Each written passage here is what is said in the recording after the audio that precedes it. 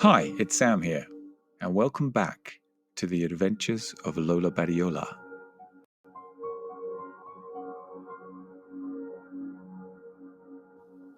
In the previous episode, Lola informed her company that she was resigning.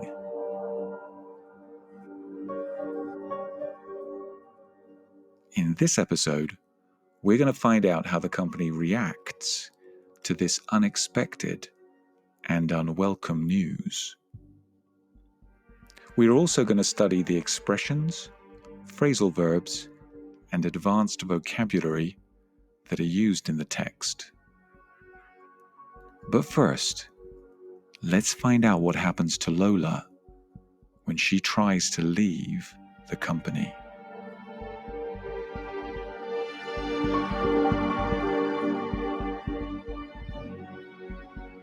The Adventures of Lola Badiola, Chapter 2, The 51st Floor.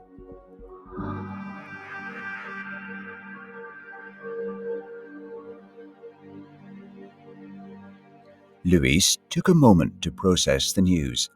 He was shocked and upset, like a faithful long-term lover who has just been discarded for an exciting alternative. Lola was a rainmaker. Her team had beaten their budget for the last 4 years consecutively, often going beyond the company's stretch targets.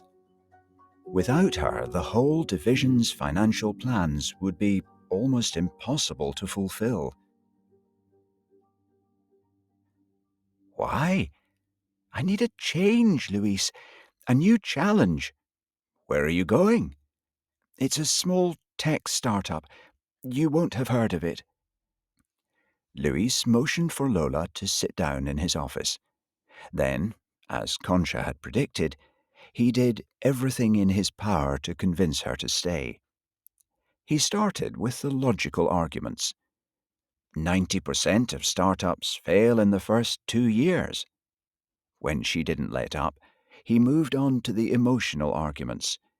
We've been through so much together. We're like a family. As a last resort, he ended with the moral arguments. How can you do this to me after all I've done for you? Lola was patient and resolute. She had learned that one of the key attributes of a successful salesperson was the anticipation of objections to a proposal. She had created a mind map of all the possible scenarios for this discussion. If he says X, I will respond with Y. She had filled a dozen sides of A4 paper with notes and spent most of the week practicing her lines. Wait here, said Luis, as he realized he was getting nowhere. I need to go and have my daily call with senior management, but I'll be right back. He went into the adjoining meeting room and dialed into a conference call. Lola could see everything, but she couldn't hear anything due to the soundproofing. It gave her a moment to reflect on the course she was taking. As was often the case, the expectation of a difficult conversation was more unpleasant than the conversation itself. In verbalizing her thoughts and desires, Lola fully accepted that she was doing the right thing. There was no turning back now. She was burning her boats. After about 20 minutes, Luis returned to his office. His attitude had changed. He was distant, as if emotionally detached from the situation. He no longer looked Lola in the eyes. Okay, follow me. We're going up to the 51st floor. In her 7 years at the company, Lola had never been to the 51st floor. It was where the company had its board meetings and entertained VIPs.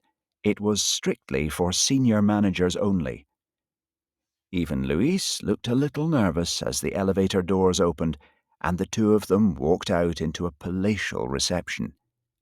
It felt like a 5-star hotel, with double-height ceilings, baroque artwork, and panoramic views of Madrid. Luis led Lola along a corridor, past the company's boardroom, until they reached an old oak door. He knocked on the door and then turned to Lola. "Good luck. You'll need it." Then he walked away. The oak door opened, and a smart, middle-aged lady invited her in. "This way, please." Lola walked into an opulent study filled with antique furniture, old books, and Persian rugs. On the walls were oil paintings of hunting scenes framed in elaborate gilt. In the corner there was a sideboard replete with crystal glasses and vintage whisky. "Would you like a drink?" "No, thank you."